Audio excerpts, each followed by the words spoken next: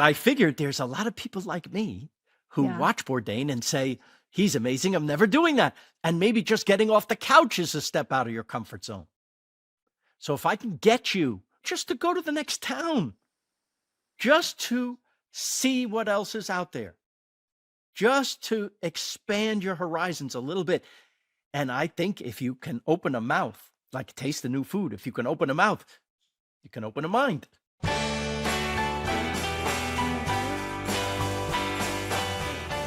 Hi, everyone. Welcome to the Best People podcast. You have met a lot of the best people in the country, in the world, in their different fields, but I don't think you have yet met someone who is one of the best people to me and to my family. This week's guest is someone we discovered during the COVID pandemic. We had movie and TV night as the pandemic wore on. And one of the shows I discovered with my son was Somebody Feed Phil. And when we go to Croatia, which we will because of this show, we will watch that episode again and go everywhere where they fed Phil. So this is the Best People podcast, and this is Phil Rosenthal. Thank you so much for being here. I love seeing you, Nicole. You know, I watch you too. I watch some of you. You're on a long time every day. Yes. But I watch some of you, I think, almost every day. Really? You're my favorite. Absolutely. So, I'm just delighted to be here with you. I love the show so much. And I felt jealous when I watched this season's premiere and saw that you're real world, big time famous now. Because I feel like I was there at the beginning, but you have people flocking to your hotels all over the world. Is that weird? Yes. It's amazing at this age to wake up and find yourself Taylor Swift. But you are. Is it you? Is it the food? Is it food? I think food's a big part of it. People like food. That's why I'm using it to get you. I think you know what the real message of the show is. So I'm only using food and my stupid sense of humor to get you that real message, which is I think the world would be better if we all could experience a little bit of other people's experiences. But what I learned from writing like a sitcom is that good writing is saying it without saying it.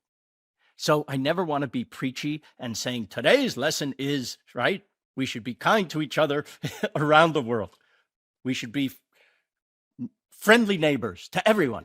We should abide by the golden rule. I don't need to say that. Why? Because I hope that I'm just demonstrating it. And the way I show love is to sit and eat with you. I say that food is the great connector, and then laughs are the cement.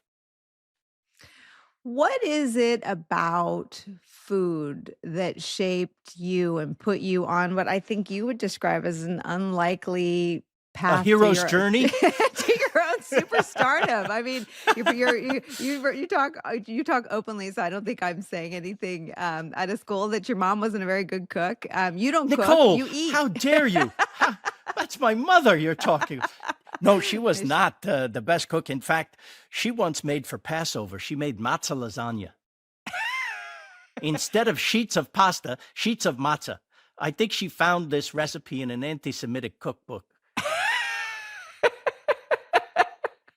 So we didn't grow up with great tasting anything. And it wasn't, by the way, it wasn't until I left for college that I had food with any, what most people call flavor. And it's garlic, right? That was like It was garlic. Your Pandora's, right? Tell us what happened. So I go to Hofstra University, and now I'm free. And the kids and we go to a perfectly cheap Italian restaurant. Probably pretty crappy now that I think back on it. But I had pasta with sauce, and I'm freaking out. And the kids are going, what's wrong with him? I'm like, this is the best thing I ever ate. They say, what? It's just pasta and sauce. I said, no. Well, like, what are these little white bits? What is that? And they said, what, garlic? I said, that's garlic? I was living like an animal. That's so funny. I think most people remember, I don't know, their first drink or their first kiss at the beginning of college. I love your story about your first bite of garlic. That's it. And, it's like then in The Wizard of Oz when she opens the door. Now the movie's in color. So that, and then the next giant leap for me was going to Europe when I was 23. I got a courier flight. Didn't cost anything. you could go as a passenger, a coach passenger, and all their luggage tags was their cargo. So it was going as your excess baggage. That was the cheapest way for them to send cargo. You got a free trip to any destination that they went. So this was a great thing to have. Well, I got to Paris. I didn't have any money really. I had maybe $200 for the 2 weeks that I was going to be in Europe. Stayed in youth hostels, got a baguette and some cheese. You sit in the park in Paris, you're as good as anybody. You're Yeah. in Paris, man. You're like, and that blew my mind. What determines where you go for the show? At first, it was just where I want to go. Like I knew I had to show the world Paris and Florence, and I started with Earth's Greatest Hits, right? So I thought, and that was the first show was called "I'll Have What Phil's Having." It was on PBS. You can Yeah. still see those first 6 on YouTube. They're on YouTube now, but it was just where here's a budget. Go where you want. Okay, so we go Barcelona, Paris, Florence, Tokyo. It was absolutely phenomenal. After the first season of that, they couldn't afford to do more shows. PBS. Here comes this young startup, Netflix, and they pick up the show. So now we've done, I think we're their longest running unscripted original series in their history, 8 seasons. So now we have tourism boards calling us, please come. So we check them out That's to amazing. see. So I want to go everywhere. Like you'll see this in this season, you'll see Tbilisi, which is a place I never thought to go. How was the And food? amazing. I was expecting like Soviet era beets and dirt. I was expecting, but it wasn't. It's the soil there actually is very rich. So everything that grows. Did you know this? Did you know that wine was invented in Soviet Georgia No. 8,000 years ago, before the Egyptians, yes, I didn't know and they're that. still making it. That natural wine that you find sometimes that with that orange color, that's Georgian.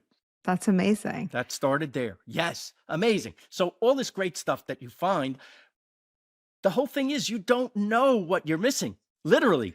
Yeah. So you explore. All I do is I do research. Google best place to eat Tbilisi, right? Oh, sorry about the phone. It's a busy house. Mine too. And so I'm doing that. And then I do have a production company in New York, which they've been everywhere. So they tell me that's not the best pizza place. This is the best pizza place.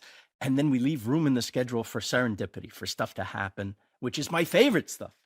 I think that's it, right? Like it's for everyone, but to your point, it's not fluff. I mean, it's perhaps the most profound and subversive content you could create, right? Some of the most every stop, every city, you highlight the immigrant contributions to the best and finest cuisine. Talk about that. It's obviously why not I'm- accidental.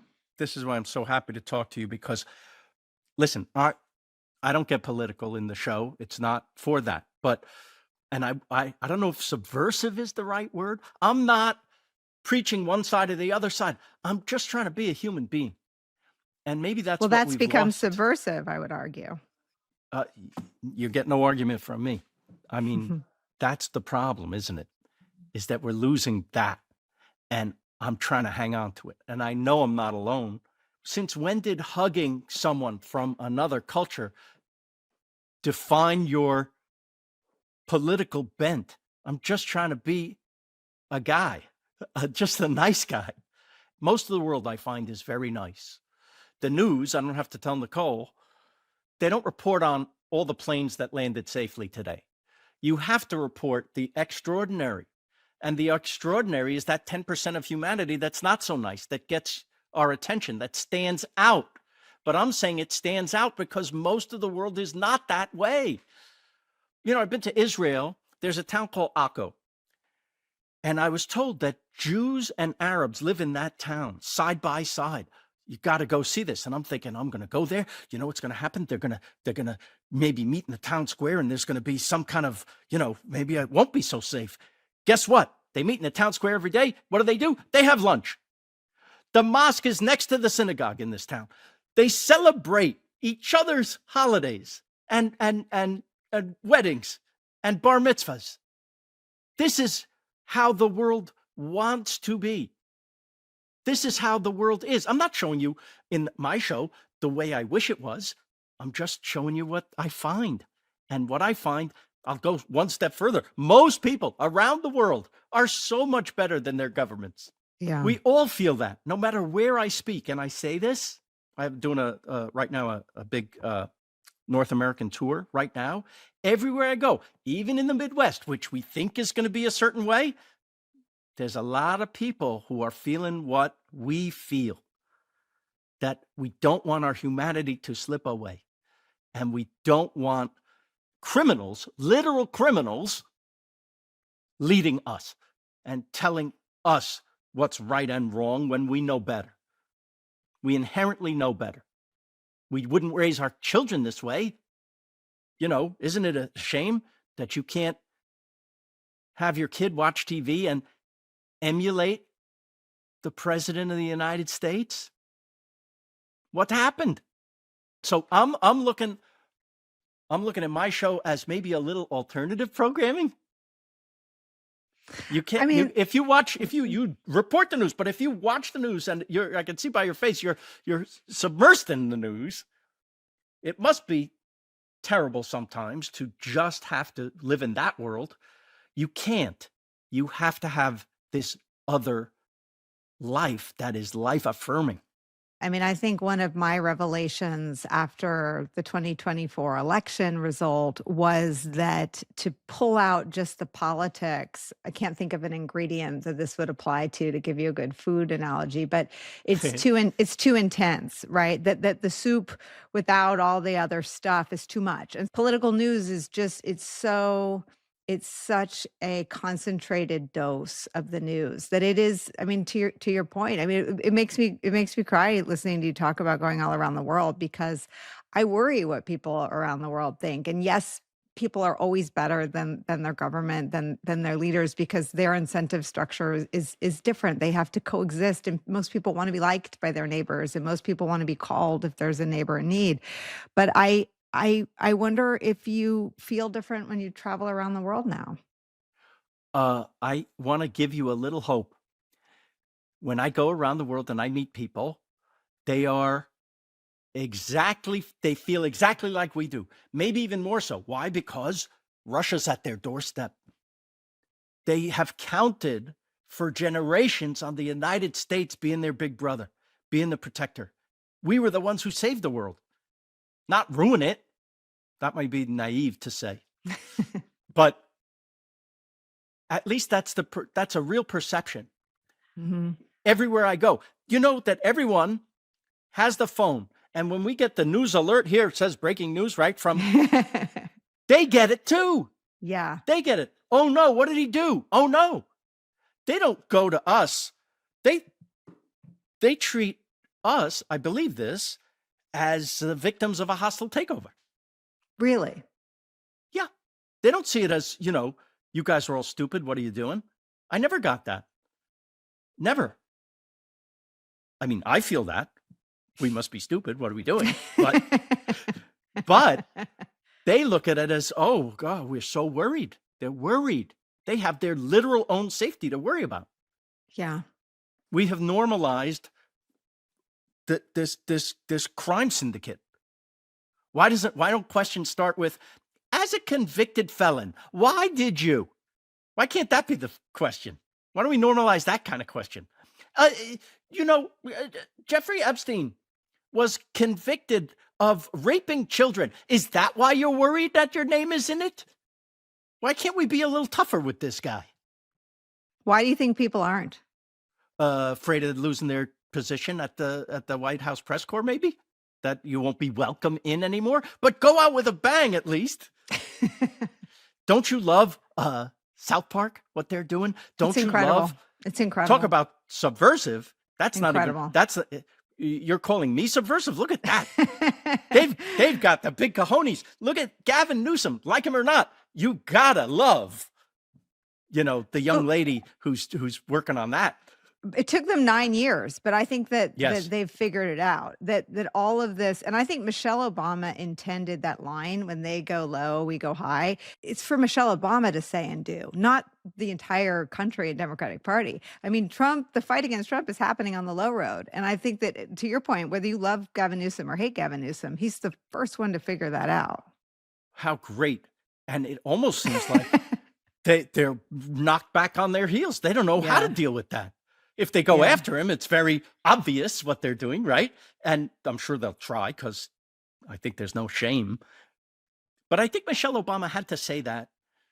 I think it was at a time when we thought that that type of thinking would prevail. And maybe because it hasn't, that we now need to fight harder. And also, who says that laughing at them is not staying high, That's right. That's right. And right? that's when I call the program subversive, I mean, I think the levity, I think, hides or disguises something really deeply profound, which is that if we're deeply connected to each other, it doesn't matter who you voted for, you won't let ICE haul them off in the middle of the night. And so I wonder what role you think reconnecting to each other plays in this moment. It's the most important thing. My whole thing is connecting with people. That's it. When the government fails to take care of us, what happens? We have to take care of ourselves. We can't turn on each other. That's what they'd like while they steal. This whole thing is so they can steal more. But I mean, we don't address this. It should be every single day addressing people. You should understand the only reason he ran again was to avoid jail. And now that he's here, he's going to make sure that no one can arrest him again, and he can steal more while he's doing it. Is it more complicated than that? I mean, it's certainly what he's unafraid to show us. It used to be, at the very least, it was symbolic, the office. Yeah. Symbolic. Now it's all tacky gold leaf and paved over rose gardens. It's insane. It's insane. It's insane. I mean, coming from your career in Hollywood, could you make it up? I mean, could anyone have made this up, this plot? No, that's why shows that are doing satire, it stopped being funny when real life surpassed it. Right. Right. They couldn't. You can't make it up. Only Yes. South Park, or a show that goes way beyond decency, Right. can Right. can show you the real depravity of what's there. Yeah, the animation helps too because you can't even imagine It an actor, distances. yeah, Yeah. play The saying any of those. animation helps. Yeah. It's because when real life gets to be so cartoonish, the Right. only thing that could mock it is an actual cartoon. I've been thinking a lot about culture and the role of artists and creators, people like yourself and South Park. And it seems like it isn't a piece of it and we all row together. It feels like that's the vessel. Our contribution, meaning the entertainment business, Bob Dylan or Woody Guthrie had a guitar, and on the guitar it said, "This machine kills fascists." Isn't that fantastic? This is incredible. So that's everything. This machine kills fascists. That's our only, while we still have a little free speech, use it. Use your powers for good. That's what I tell, my kids. That's what I tell. Use your powers for good. Why? Because some people are using them for not so good. Mhm. So we have to counter it. We can't just sit there and take it. And by the way, it's not enough just to laugh at South Park, just to laugh at Gavin Newsom. I would say that Gavin Newsom is actually doing more good because he can literally affect change. He can change the districting in California. He can literally, and while he's doing it, call people's attention to the hypocrisy and the insanity. I can't even believe that someone on the other news station said he shouldn't do that. Gavin Newsom, he looks foolish doing that. Yeah. Have you been paying attention? Yeah, I think in watching all of the interactions and to your point about people being the same wherever you go, people don't want to be played for fools. And that feels universal still. Yes. Do you think that that's the thing that will change people's minds? When everyone signed up for his university, right? They were hoping that they would get an education and they'd become rich people too in the real estate world. And when they got scammed personally, then they sued. Right. By the way, I thought that had to be the end. Wouldn't vote for a guy who does that. Right. But until it affects them personally, I don't even know if Epstein's going to make the difference. Well, he certainly makes some of Trump's prominent followers feel stupid, according to them. I mean, you've got some of the prominent podcasters saying, what does he think we're children? I mean, yes, Yes. he does, who fall in line. But I wonder what you think of all the discussion these days about the manosphere. It's a real thing. I try not to participate too much, even though I'm a guy. I've met world leaders. I met that wonderful president of Finland and had lunch with her. A young mom, maybe 37, spectacular. And you talk to this lady and you go, oh yeah, more of the world should be like this. What if young moms were in charge? I think we'd have less war. We'd have nice programs to help and lift each other up. I'm all for it. Yes, let the men have run things for a long time, the manosphere. Time for a lady sphere. I like it. You've got my vote. Yes. Do you try to steer any conversations away from politics on your travels, or do you let them go where they go? I mean, do you I let them go do you where they edit it go out? and then edit out the blatant. Like I Mhm. wouldn't talk this way on my show. I might make a little joke. I might make a little hint. I do even in my live show. I'll somebody's said, I talk and they go, somebody goes, Phil for president. I go, no.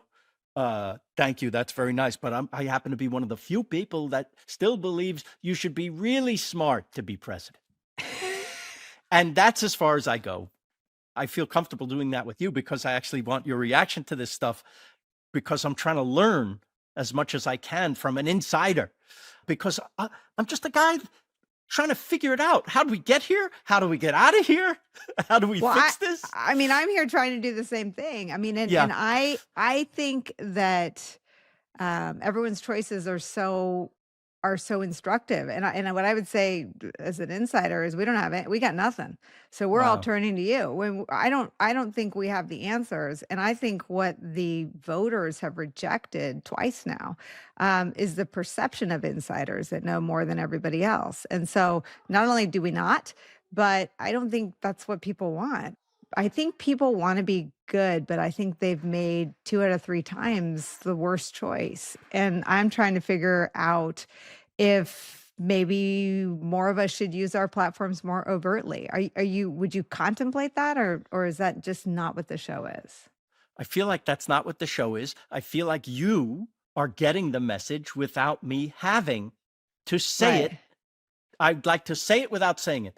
If you're touched by the kind treatment of immigrants in the Amsterdam episode, for example, by this wonderful organization that tries to assimilate them to their new homelands. Imagine, they're not locking them up and throwing them out. They're helping them assimilate. And when you help people assimilate to their new land, what does that do?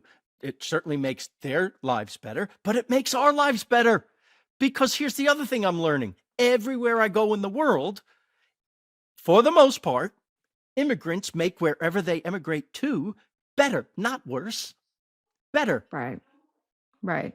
I worry that we have the most divergent public rhetoric about immigrants that we've had in maybe ever, but certainly in a generation or two. And I wonder, having spent time all over the world, what do you make of a sort of sadistic profile in an American policyholder? It can only be described as monstrous. It's disgusting. How that they're selling merch for alligator Alcatraz. They even have a fun name for it. What's wrong with you? My parents are Holocaust survivors. They were in a concentration camp, my mother. What the hell? Just listen. Just the golden rule. Just the golden rule. If we just had that, Do unto others. Yeah. Yeah. Isn't it true that I don't have all the stats, but isn't it true that most of the people that they're apprehending have no criminal record at all? A whole lot of them. Yeah. And to the credit of some people who are speaking out, they seem to be operationally targeting people at work. And you've got about 80% of the country that thinks if someone has a job, they're filling a need. And those are not the kind of people you should send away. It makes me want to scream, somebody feed Yes. Nicole. I mean, I Yes, guess that's right. this is what we need to heal from. Right. And I wonder if you're opening a restaurant also, a I diner. am. And So I want that could be seen as a tiny bit political as well. talk And about it. again, saying it without saying it. So diners are disappearing in America. But we all know and love diners since childhood.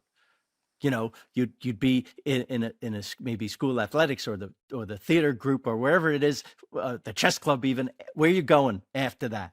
Going to the diner with your buddies, right? That's where we go. It's where we grow up. We know that food. It's literal comfort food.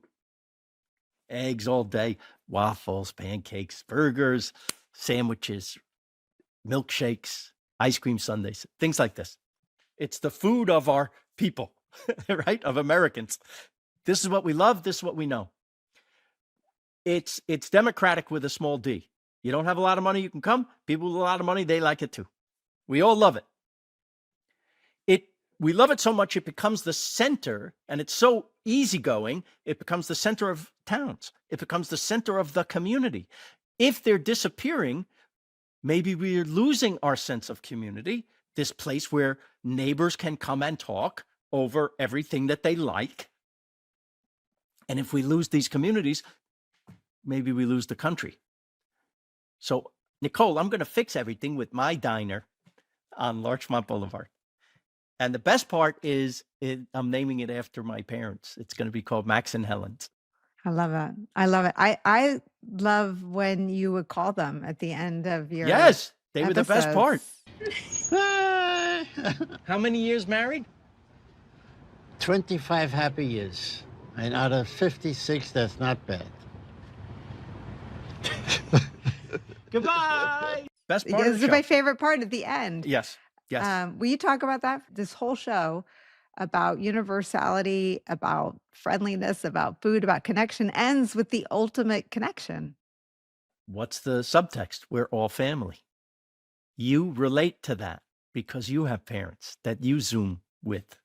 You have parents that you call or maybe can't call anymore. I wish I could. They were so supportive and so loving, and I miss them terribly still. And the reason I called them was because they were also an amazing source of comedic material. They were funny. My brother and I marvel every single call. They always deliver, as if they were great comedians, as if you're calling Robin Williams and he would be just fine. Always. You'd call and right away they turn to each other. They don't even realize, like they know they're on television. They know we're filming. And within 5 minutes, they're fighting as if nobody's there. Hilarious. The timing, their timing The is so timing. And funny. my dad, he was a tailor in the garment center in New York with his father, and his father's father had been a tailor and on and on. But what he loved doing was telling old jokes at an amateur night in a club in New Jersey. This is in the 1950s. He would get up, this skinny little tailor from New York City, having emigrated to New York from Germany, got up and told old jokes. My mother's on a date with another fella one night and sees this Max Rosenthal get up and tell jokes. And she says, you know what I like? I think I like this guy better than this guy. And I always say, if he's not funny that night, I'm not here. That's amazing. So I owe everything to his sense of humor and to her sense of humor in recognizing it. And they were just really funny and charming and loving parents and grandparents. So of course I wanted them in the show. And now that they've passed, how could I thought, oh God, how do I keep, first of all, the segment going? How do I keep their memory alive? How do I honor them? Well, a good way is calling my funny friends and having them do a joke for Max. And so this year you'll see in the Australia episode, we have Mel Brooks. It's amazing. That's amazing. We have wonderful people, comedians, really great people. They all deliver. I mean, that's Yes. the funny thing Yeah. about, and my son loves comedy, and he's got me watching some of the Men in the Manosphere shows, and I'll watch the whole show with him. I mean, and they're funny, and I think comedy feels as essential as the air we breathe right now. It is essential. And look at Mel Brooks and look at how he treated the Nazis. Look out, here comes the master race. Springtime for Hitler and Germany.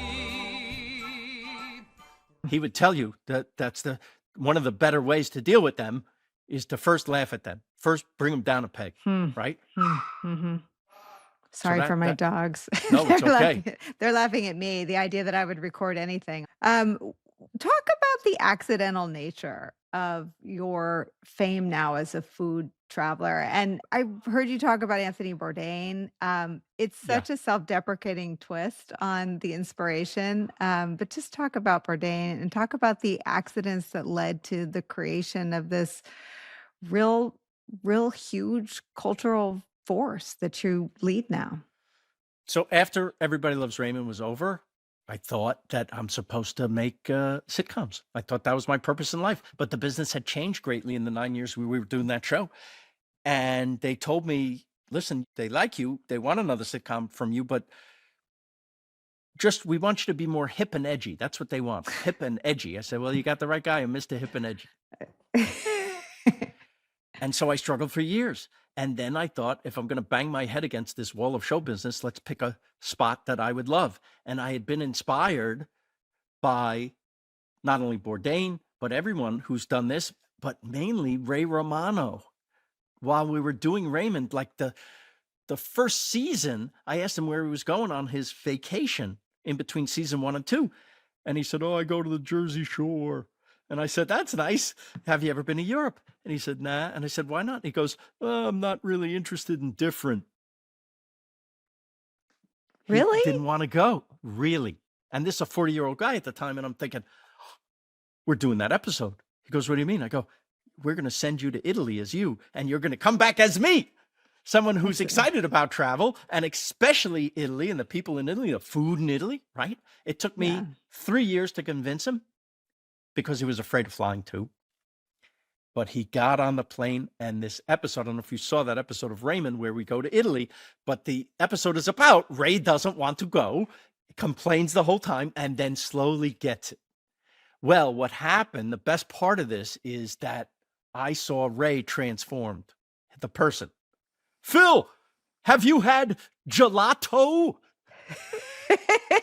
It also happens to be very, very funny. And now he goes all the time. And from that moment, I thought, what if I could do this for other people? So when Yeah. I hit this wall of I can't get another sitcom on, I go, okay, how about this dream? And my agents thought I was nuts because they don't like you changing lanes. It'd be like you walking into MSNBC and saying, you know what I'd like to do now? I'd like to be a tap dancer. It might come to that. So it took I think 10 years to sell the show, and I sold it to PBS, and PBS. I was ready. I walked into PBS and I sold the show. This is true, with one line. I said, I'm exactly like Anthony Bourdain if he was afraid of everything. And he was afraid of nothing. So that was a perfect. I love it. I read that line in a profile about you, and I love that. So that's true. And, you know, all of us that do any kind of food or travel, either maybe in real life too, owe a huge debt to Bourdain because he literally reinvented an entire genre. So my show is just a take on this type of show.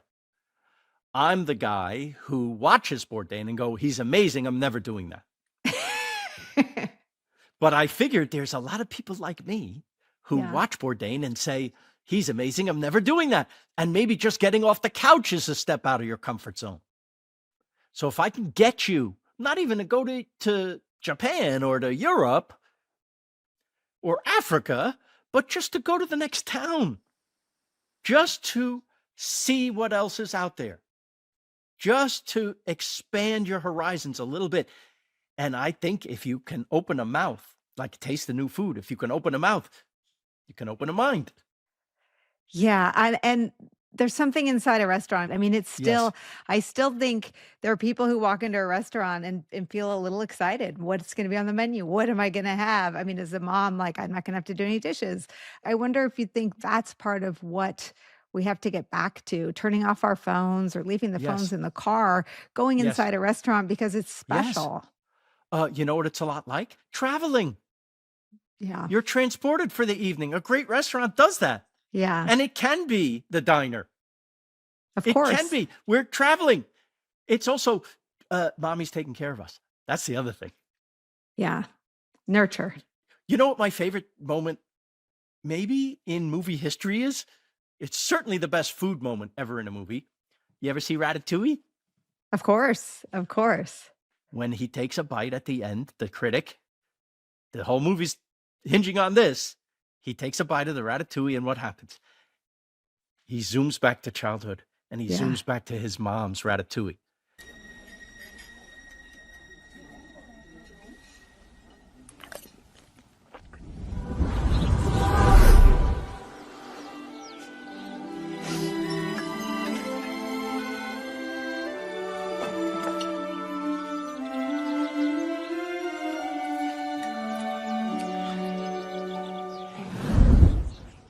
So it's all the feelings, the evocations of everything that food represents. How a scent can transport you back to a place and time, and a feeling even. It's all connected. Sense of sight, sound, smell, taste, all connected to feelings, to emotions, Yeah. Memories. memories. So Yeah. that's what the great chefs always tell me. We're trying to, like Thomas Keller says, it's all about creating memories, touchstones back to special memories and creating new ones. My mother and grandmother were Greek, and so all Yes. the Greek I all the haven't been Greek there yet. I know you haven't. It's I gotta go. you You'll gotta meet me. go. You gotta go. We'll come meet you. We'll come eat with you. But all the recipes of my great grandmother are, handwritten on little index cards. And I keep telling my mom, you've got to at least take pictures of them so they're stored on a cloud, on That's someone's right. cloud That's right. somewhere. But I wonder how much of this is for you, your history. I mean, your your parents' history is harrowing. And your food journey is so connected to them because of how you've integrated them and shared them with us. But I wonder how much of that is so deeply personal for you. Uh, Probably deep down. I don't wear it on the top, but deep down, it probably is. Uh, Not for 1 second do I ever forget how lucky I am. That I'm the luckiest guy you're ever going to have on your show, that anyone's ever going to see. I tell every audience I see, take a good look. I'm the luckiest one because I'm living a dream beyond a dream. I can't even fathom how I got here and how lucky I got to be. So if you're that lucky, I think you owe it to the rest of the world to be, first of all, nice, and second, try to give back a little bit. So that's everything. What show, looking back, had the greatest impact on you or changed Wow. a perception you had the most dramatically? Oh goodness, I watched so much TV as a kid because for me it was so much safer than going outside because I was little and skinny and I'd get picked on and all my friends were on TV and I loved everyone funny, starting with my dad, but then everyone funny on TV. And my parents used to say, "Go outside." What are you going to do? Get a job watching television? And by the way, when I first got a job writing television, I sent them the biggest TV that they made at the time with a note on it that said, "Ha ha." And the shows that made the biggest impact on me, you can see their influences in Raymond. So All in the Family, Dick Van Dyke Show, Roseanne, The Odd Couple, Taxi, shows that were filmed, first of all, in front of a live audience, so like theater, so you felt like part of it. Second, they were set on planet Earth. Everything in the shows could happen in real life, which is, if you think about it, that's something that a lot of shows, they don't keep that dictum. They don't have that. Well, you call it low concept. Exactly. And your point is so profound in that a high concept show, it's hard to keep thinking of, a zombie apocalypse in another Exactly. galaxy. How do you keep that going? Just talk Yeah. about that. If you have a high concept, our family comes from Mars and we have to pretend to be regular people so that they don't find out we're from Mars. Now you're servicing that premise every single episode. Has to be about that. So you run out of stories naturally. Low concept is a guy and his family live across the street from his parents. Turns out you Yeah. can run a very long time. You can run 9 years even. Yeah. Yeah. Why? Right. Because it's Yeah. the stuff of life. And there are actually infinite possibilities, or 9 years worth, for stuff with the family. Mhm. Just like in your real life. We had one rule in the writer's room. Could this happen? And the answer had to be yes. Yeah, not that it would always happen that way in real life, but are we stretching credibility so much that the audience goes, that would never happen?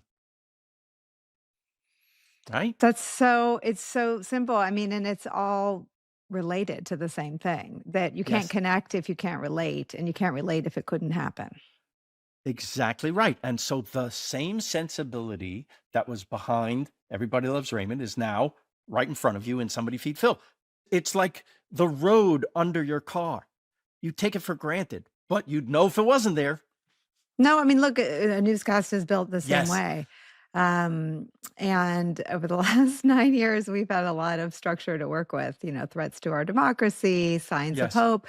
We've started spending a lot of time on culture. We led with South Park after that Right. episode Right. You have aired. I to. mean, and it feels as essential whenever I see an artist speaking out with such great risk to their livelihood and Yeah. perhaps more. I think it's newsworthy. I wonder if you see it that way. Absolutely, yes. The air changed when that came.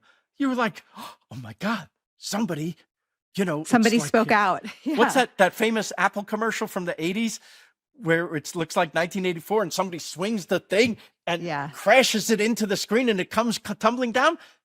Those are little moments like that. Yeah. We need more of those.